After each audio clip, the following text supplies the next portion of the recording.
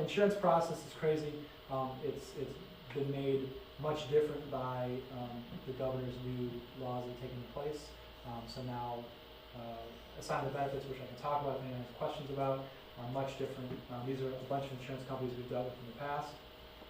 In terms of referrals and who we'd be open to talk to is property managers for any office space or retail centers, office buildings as well, any insurance agents that have clients who need assistance, roofers, plumbers, AC companies, and public adjusters, and also insurance